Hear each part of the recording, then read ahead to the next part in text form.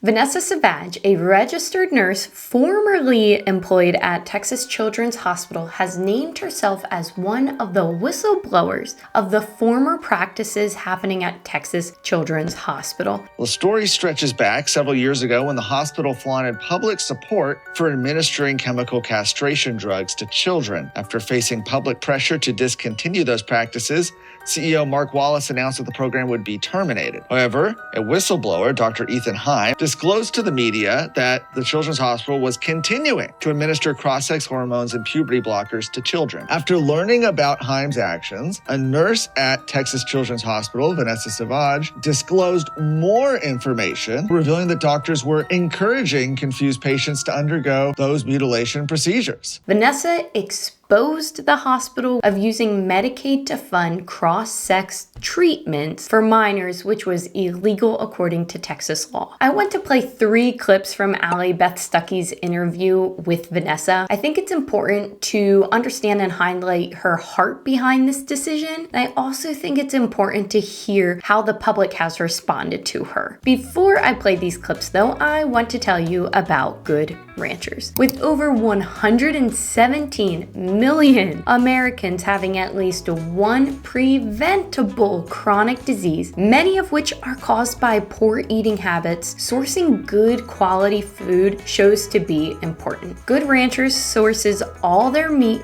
right here in America so that every family can source meat that they can trust. Did you know current law allows meat that, let's say, was born, raised, and harvested in Australia to be labeled product of the USA if it was minimally processed in the States? Make that make sense. Good Ranchers guarantees their customers a transparent process so they know the source, practices, and processes that go into their food. Get $25 off your Good Rancher subscription meat box now, plus free express shipping using the link in the description of this video. Take the mystery out of the meat aisle with American meat delivered by Good Ranchers. Now back to the story. I want to share this first clip and then share some follow-up thoughts on it. At one point, I was asked to do things that were against everything I believed and against my faith. I can think of one example where there was one particular day in clinic, and he asked me to do like a patient teaching or patient education for a particular male. Patient education. And he asked if I could go into this patient's room and teach how to administer like an injection. And didn't realize what was happening at the time. Yeah. But later I realized that this teenage boy was going to be administering synthetic estrogen to himself throughout the week, and that I had taught him how to do that. Wow. And that was devastating for me, and it was something I truly was so uncomfortable with. And so I almost quit on a number of occasions. I couldn't justify staying there.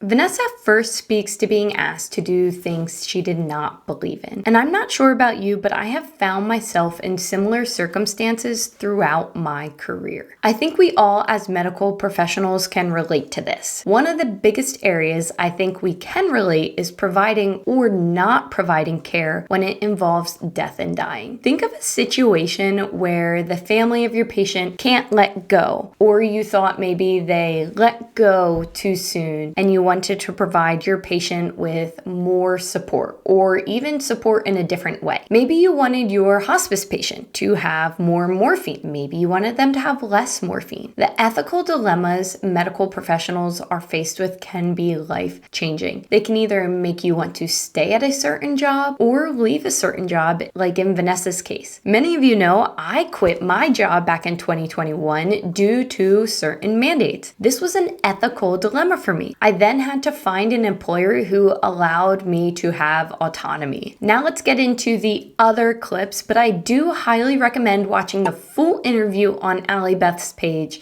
to get the full story right from Vanessa. The second topic I wanted to share some thoughts on was the public's reaction. I have 2 short clips I would like to share here. The first clip is about Vanessa's colleagues. Feel that there were colleagues that wanted to speak out but were intimidated by all of that? Absolutely.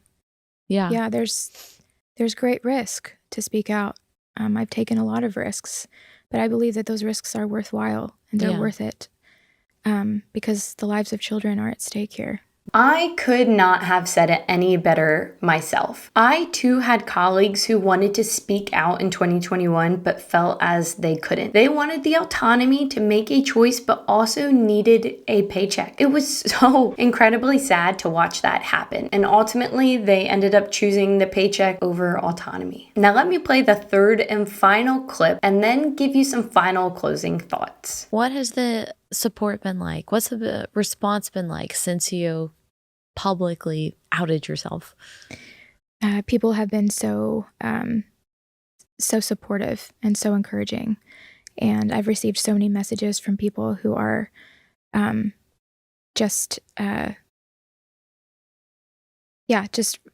really, really kind messages that have made me feel like I'm doing the right thing, and that this is ultimately for the glory of God. Totally. I personally have learned a lot from Vanessa here. I first want to say I am so thankful she feels supported in all that she has gone through in this situation. To bring Texas children's hospitals, treatments, and ways of using Medicaid to light was very courageous. Just watching how Vanessa composes herself and watching how she is slow to speak and even keeled can be commended. It would have been a lot easier for Vanessa to be quiet, and as Vanessa stated, the risks were worthwhile and worth it. Vanessa is a nurse I hope I get to meet one day, as I highly look up to her for standing firm in the Christian faith and on our shared values. Vanessa is leading the way for many other nurses just like Florence Nightingale.